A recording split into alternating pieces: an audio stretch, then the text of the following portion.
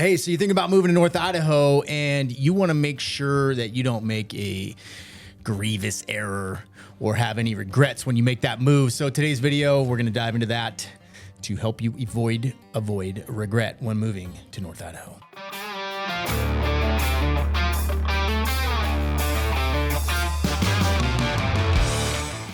Hey, if this is your first time to the channel, be sure to subscribe and tap that notifications bell so you can stay up to date on all of our latest content.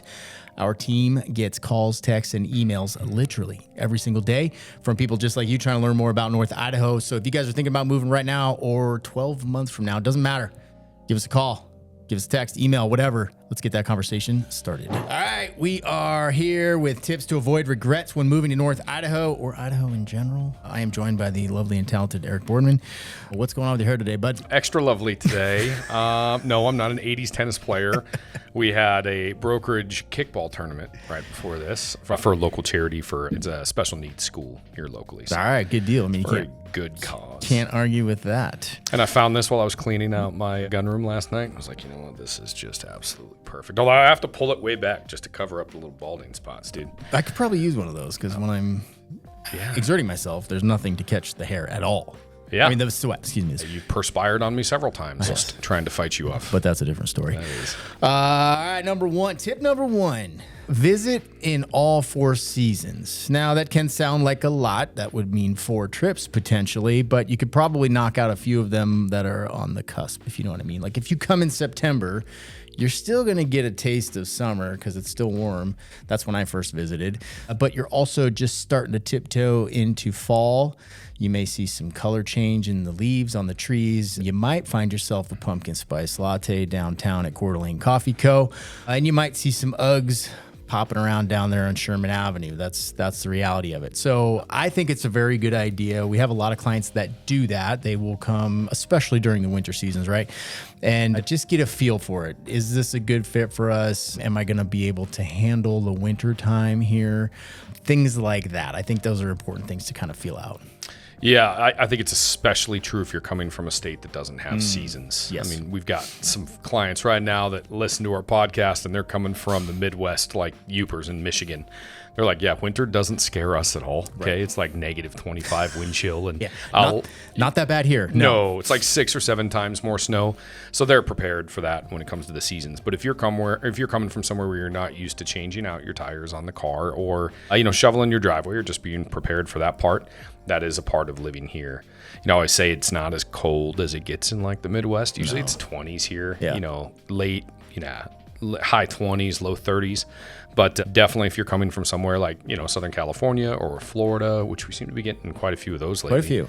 Which is interesting to me. Or Texas. That's a big shift. Yeah. Arizona, we've got quite a few of those lately too. And like Arizona has one season, which is fucking blazing hot. Yes. It's interesting, man. I always said in Florida, in the Northwest, you run out to your car in the winter to start it to get your heater going. In Florida, in the summer, it's the same damn thing. You run out to your car to start it so you have your AC going. Yes. But definitely come check out the seasons. I love spring and fall. I love the change of colors. By the end of winter, I'm ready for summer. And by the end of summer, I'm ready for winter. But, we're going through a season right now. It's smoky. Once every 3 or 4 years, forest fire smoke tends to funnel right through the mountain ranges. So it's an important thing to experience. Yeah. I mean, you've got some clients in town right now that aren't used to that. And it's, it's very hazy out right now. And it's like, it's not ideal, but it does happen. It's not a huge amount of the time, but maybe a week or 2 a year. Yeah. We'll have a decent amount of smoke coming from fires from I think these are coming from Washington, Oregon, sometimes Canada. The smoke will come down from there. So something to be aware of for sure.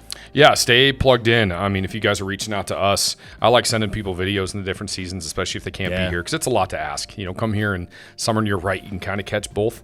But it's a lot to say, hey, come here 2 or 3 times, just to see what the seasons are. But just have somebody that's going to be honest with you and straightforward. Hey, because we get that little negative stretch in February, where it's like 1 week and it'll be -6, -7. Yeah. We were dumb and we were jumping in the lake at that time.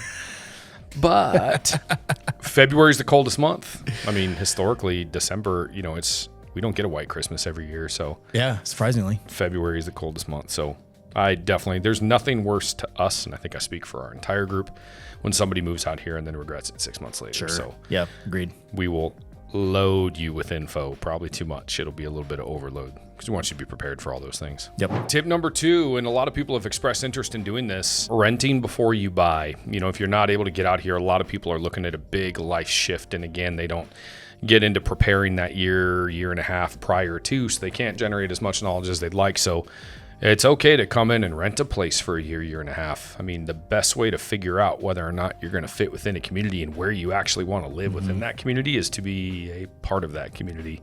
Yep. Oh, sorry. I cut you off. Well, I was going to say what a lot of our clients do, and this is a smart way to do it as well. Obviously, by saying this, we are shooting ourselves in the foot a little bit because we sell homes, but we're also brutally honest all the time. So unapologetically. And sometimes this just works better. What I recommend to a lot of people, if they're thinking about buying relatively soon, is find a month-to-month rental, or at least a short term. Sometimes you can find that 3-month rental or 6 months, less than 6 months, whatever. That gives you that way. So you come up here, you may do a lot of exploring right away and quickly fall in love with a particular area, and then you're like, that's where we're going to be. So if you find yourself in a year lease and you're like, it can be very hard to break them. So keep that in mind. We don't do rentals as a team yet, but we have some resources for that. So if you have questions on that, feel free to reach out, shoot us an email or whatever. We can kind of point you in the right direction on finding some rentals. But I think it's a really viable option to give you time to learn the area, because I admittedly made that mistake when I moved up here. This team didn't exist then, so I didn't have the excellent resources that you guys might have, and I had to figure it out on my own. I bought a house in downtown, which was cool, and I don't entirely regret that, but looking back, I probably would have preferred to buy a home on land, which is where we're at now. So I could have avoided that step. And I think, renting would have given me that opportunity to kind of explore the areas that I wanted to feel out. 100%. And our local towns, it's interesting. Post Falls has its own vibe. Yeah. Midtown Coeur d'Alene has its own vibe. Hayden's, it's different. Rathram's definitely different. Athol's different. Spirit Lake is different. We can explain that, and I gladly will do that. Everybody knows if you're going to look at a house and I've served a search warrant on that street, you're going to know about it, right? And I'm going to tell you, hey, this backs up to a spot that's maybe not so great. I mean, info. Relatively speaking, it's still really safe here, but the best way to get here, and I always try to give that info, where are the locals that have lived here for a couple of years, where are they trying to get to, right? Where are they trying to move?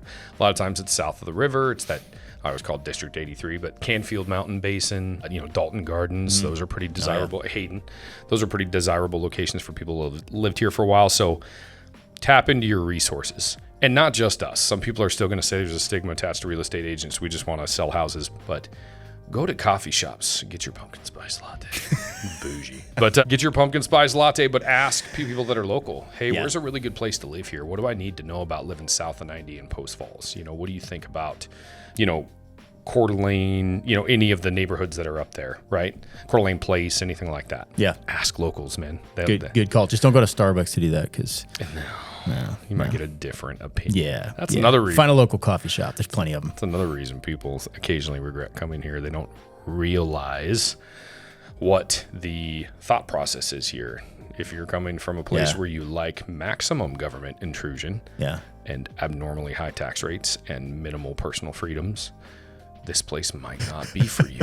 You're jumping ahead. That's the culture. Sorry. I digress. Number 3 tip, why you might regret it: job and income realities. If you're thinking about moving here, you're probably researching the job market, unless you're so fortunate enough to have done your 30 years or 20 in the military and retired, and now you're sitting on a sweet pension. Good for you. If not, you need to work up here. Do your research on that. The wages on the Idaho side, unfortunately, have not kept up as well as some other states. So that can be a challenge. Now, there's pros and cons to that, of course. Like, if you're working in public safety and you actually like to do the job, even though the wages are a little lower here on the Idaho side, you can still be a cop, and that's pretty cool. But it's definitely important to kind of pay attention to that and look into that job market. Remote work is a thing up here. A lot of remote workers end up here, and they're pretty fortunate they have the ability to do that. Also, we do have some contingent of the workforce that works over on the Washington side and lives on the Idaho side. So there are options. 100%. I think law enforcement agencies here have done a pretty dang good job in the last 5 or 10 trying to compete with Spokane County and Spokane. They got tired of losing cops over there. I can tell you it's a lot more fun being a cop in Idaho, where your citizens appreciate you and they back your play and they want you to be proactive. But yeah, there's some of those guys that go over there and make more money, and then they still live on the Idaho side. They get to come back to this area where their kids are safe. But yeah, the industry, I am looking forward to seeing that continue to grow. There's absolutely trades jobs over here. Oh yeah. I mean, you're thinking about kids and them getting into an industry. K-Tech is an excellent resource. That's a trade school. A lot of the high schools now allow kids to go attend that school and work on, a trade, as opposed to just traditional high school education. So I think all those are growing. I think the pay gap is shrinking a little bit, but if you're coming out here just fresh, raw, trying to start, it's tough. With the median home price the way it is, especially if you're a single income household, it is challenging, and you just have to be aware of that on the All right, tip number 4, understand rural property challenges. This is probably the primary one that I see where they relist the house within a year, right? They get into it, you don't realize what it takes to have 5 or 10 acres and how much you need to work your land and what it's like living with a well, and then sometimes a septic system, especially if it's an older home, timber, and there is forest fires occasionally up here, and the remoteness, or living on a gravel road, or having to clear your own private road in the wintertime. Those are all things you should be very familiar with on the front end. I think a lot of people fall in love with the homestead lifestyle, what they see on TV, and being distant from everybody else. But yeah, I lived on 10 acres when I first moved here, and it's work. I mean, there's deadfall every year. There's trees you need to take down. You need to take care of your forest, make sure you're protected against forest fire and stuff like that. And, Idaho, the water's hard. We have rotten granite out here, so a lot of times there's water filtration systems, water softeners, but living on a well is it's different than living in town. So do as much research as you can to figure out if that lifestyle is truly for you. And I highly recommend driving from the nearest supermarket to the property that you like, right? And if it's in the summertime, you should probably add 15 minutes in the winter. See if that day-to-day lifestyle is realistic. Drive to and from the school when you're looking at taking your kids to school, especially if you have young kids. Yeah, that's a big one for me. I always often we get people that come up here and they say, I want 10 acres in the middle of nowhere. We're going to raise our kids out there. A beautiful dream. Absolutely. I always ask them, consider the lifestyle that you're looking to live. Like, are your kids going to play sports? And now you have a 45-minute drive that you're doing multiple times a day. I mean, maybe that's not ideal. Maybe that's not the home for the stage of life that you're in right now. Yes. We have those conversations a lot. Our job, one of our biggest jobs as real estate agents, is to cut out of the emotional side of it for you guys so you can make rational, informed decisions on your own. And sometimes that is bringing up points like that, like, hey, how often are you going to need to go into town? Realistically, what does that look like? Do you want to do that drive twice a day to cart the kids in and out? Now you're spending 4 hours a day in the car. That's not necessarily ideal. So maybe that 10-acre homestead is not right for you guys right now. Yeah. Do you have a designated plow rig? Yes. Like, have you prepared for this part to get up an hour early so you can plow it out so that you and your spouse or your kids can get to school? Like, all of those are just things. It's awesome. If you're at that stage of life, that chapter, man, it's amazing. You're cutting your own firewood. You've got, you work your land, and it's amazing. But it's where a lot of folks that want that homestead lifestyle, I'll drive, but then you realize it's 45, 50 minutes out of town, and it's going to be tough in the winter. Take them over to Dalton. That feels like a little homestead. Yes. They're all on acre lots, maybe 2-acre lots, and farms in the back and trees and all of that stuff. It's kind of like the little homestead that's also 5 minutes from a Target. Exactly. Right. There are ways to achieve some of the goals, and maybe there's a little bit of a give and take, and that's with having conversations with us and our team and kind of figuring those things out. Also, we should add some of these rural properties, utilities, zoning, off-grids, a lot of that is worth talking through, because off-grid up here is not the same as off-grid in Northern California that gets a lot more sunshine than we do here. If you're living off-grid up here and you're relying on solar, there's going to be a long period in the wintertime where you're running a generator to charge your batteries. That's the reality of it. So be prepared for that. Now you need to get fuel out to the property, all of these things. And then when you look at zoning, so there are rules on how small you can break down a parcel of land, how many homes you can put on a parcel of land. And that can vary county by county. So it is important to kind of balance your dreams with the reality. And a lot of that comes through having conversations with our lovely and talented team. Yeah, just ask a lot of those questions. I see a lot of people now that are wanting to go multi-gen. Their kids are coming with them from states that or maybe a little more intrusive, Western Washington. So a lot of people are moving from over there, and they want to bring their kids with them. And it's awesome that they've, it's 4-H and it's church and their kids. It's a big part of a big family, and they want to go multi-gen. We just need to understand what it's like to be able to parcel off a 5. That's the minimum in most parts of Kootenai County if you want to put in a septic above the aquifer. You got to know that, right? Because if you're thinking you're going to go buy 5 and then parcel off 2 and parcel off 2, you can't have a septic on all of them. Right. So then you're looking at 10 and 15 acres. Just a thing to know before you even get into it, right? Just do that research on the front end. All right, tip number, what are we on here? 5. Number 5. Prepare for lifestyle and culture shifts. The North Idaho culture is like no other, in my opinion. A lot of people come here for that reason. They want to embrace the older values that we have here and the incredible culture and the incredible community. And that is a great thing. Don't try to change it, by the way. It's great the way it is. But that opens a lot of doors, right? This is a very conservative area. If you're not comfortable with that and the sign of a Trump flag gives you heart palpitations, I don't think it would be for you. I just don't think you'd be comfortable. But just know that the culture here is just a little bit different. The pace of life is a little bit slower in general. People don't tailgate as much. It will happen. It's obviously happening more and more as we get populated. But just keep that in mind. Don't be a jerk. Open doors for others. We say hi to people on the street. Don't stop those things, because those are the things that make this community exactly what it is. Absolutely. Your neighbors are going to say hello. Yeah. They're going to come over and meet you when you move into your new house. They're going to try to figure out, like, kind of what you all size you up a little bit. That's just kind of a part of it. See where you're from, to see if you're one of those that's going to come in here and immediately try to change the entire culture. Whether or not, you're going to call law enforcement if somebody's lab is barking at 7 p.m. People are going to try to check that out and see what you're all about. Don't fight it. Just become a part of the community here. There's a lot of groups. A lot of people come here to retire. They still want to stay connected. They still want to stay a part of it. It's a very active culture here. It's a fit culture here. There's a lot of gyms. A lot of people are exercising well into their 80s. There's a lot of trails, a lot of biking, stuff like that.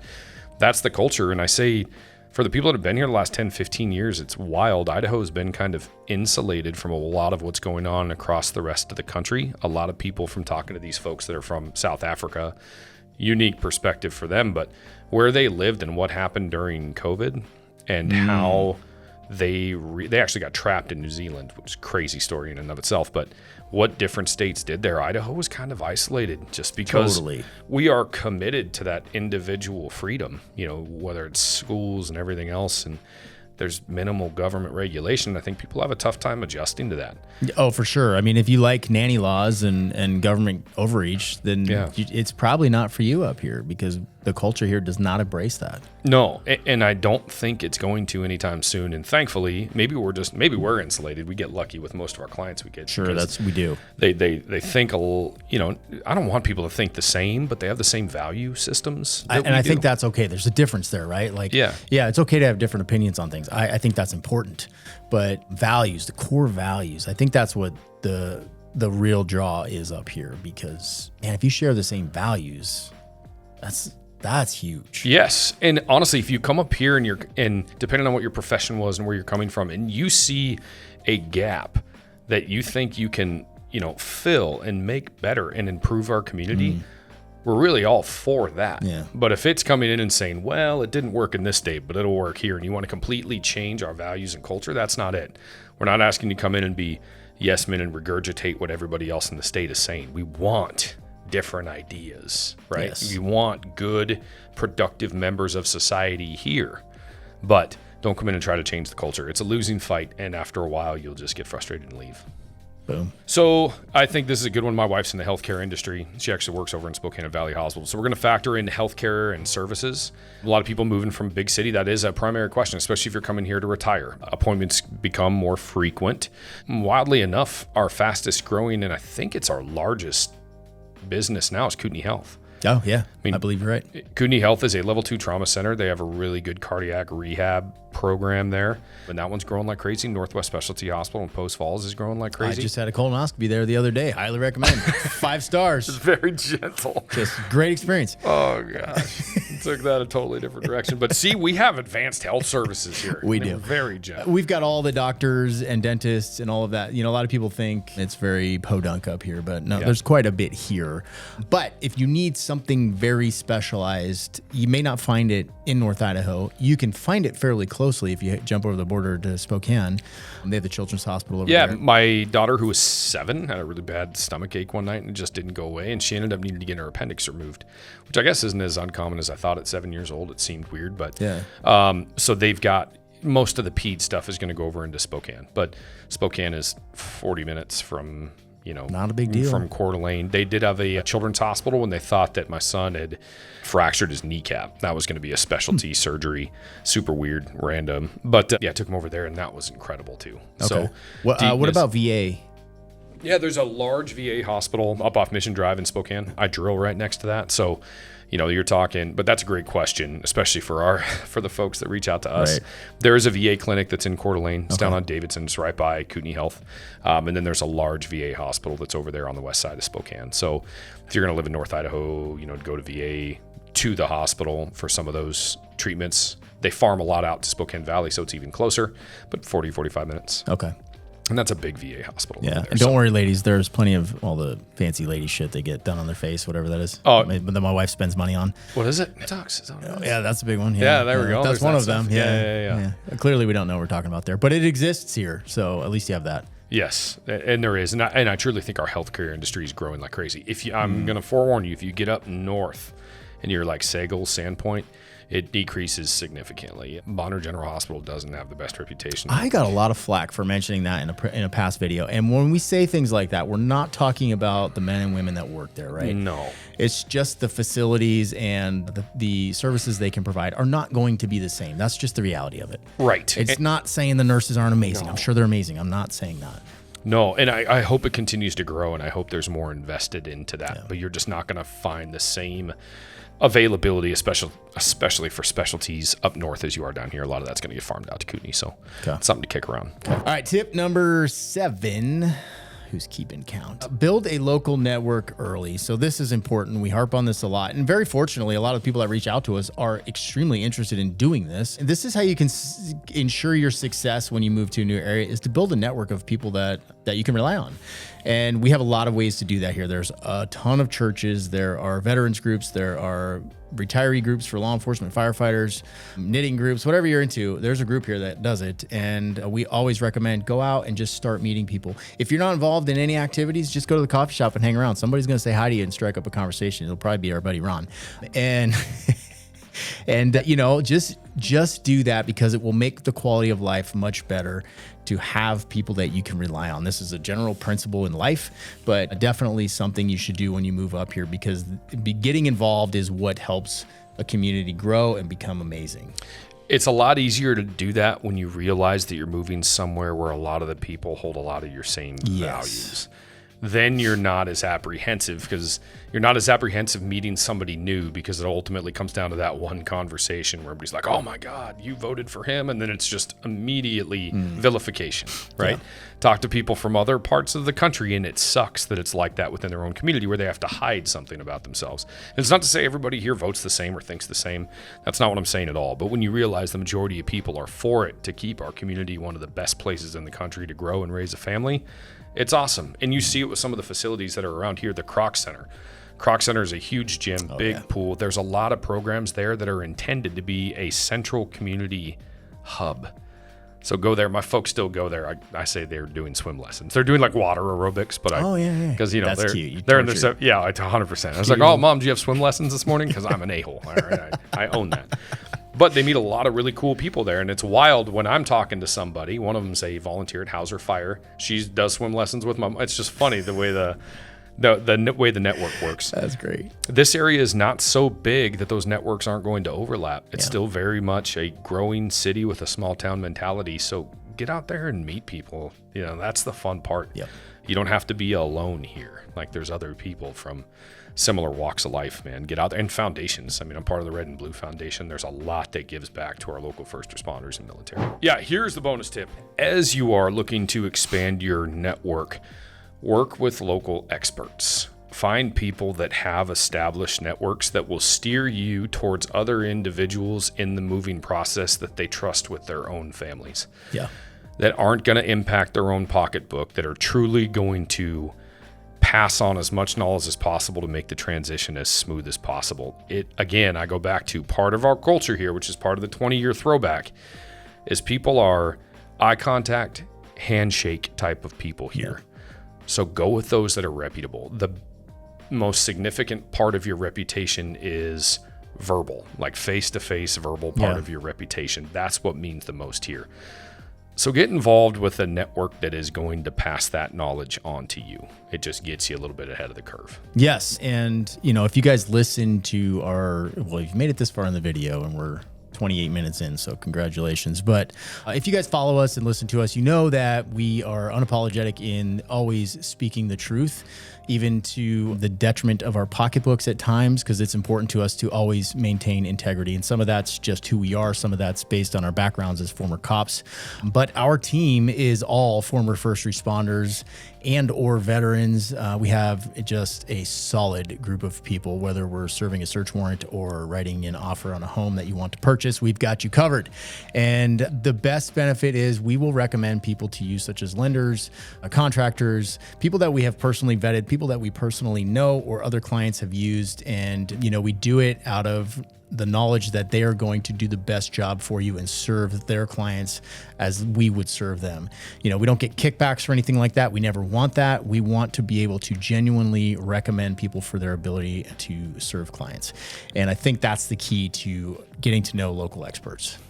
Yeah, man, it's one of those where they're a reflection of us. And if you're one of those out there that already lives here and you use somebody else to get in that's okay. Oh, totally. Yeah. If you're our people and you're in our circle, we're not just going to shun you because of that. Right. Our goal here, real estate's how we put food on the table. That's fair. And we're pretty upfront about that. But community engagement and involvement and expanding our network is our passion. Yeah. Keeping North Idaho is our passion. So because we want this to be a place where our kids will want to come back to after they go live life a little bit. So we aren't going to pass anybody to you that we haven't either used, vetted, and at the same time, we're going to be unapologetic in who we don't recommend. 100%. Even if they're a little bit less expensive on the front end, we aren't going to be apologetic about that either. Yeah, so I hope you guys found these tips useful. And if you have questions, which you may have more questions than answers, that's okay. I would always recommend that you reach out to us, shoot us an email, text us, call us, whatever. It will be one of us that answers the phone, believe it or not. And our team is, like we said, they're all rock solid. So if you end up with one of the guys on our team or gals, you will be very happy in that service. And we often say when you get one of us, you get all of us. And that is absolute truth. You will meet all of us in the halls as we are running around doing our daily duties, whatever they are. Yes. Sometimes working, sometimes just screwing with each other. Yeah, a lot of that too. You'll get a lot of that. Yes. As well. So thank you guys. Thanks for sticking around. Remember, if you're thinking about moving right now or 12 months from now, it doesn't matter. Just give us a call. We like it. If you're looking at next year, hit us up. Let's get that conversation started. Hey, as always, we're competing for good, valuable members of society, and Idaho is open to that. Let's go.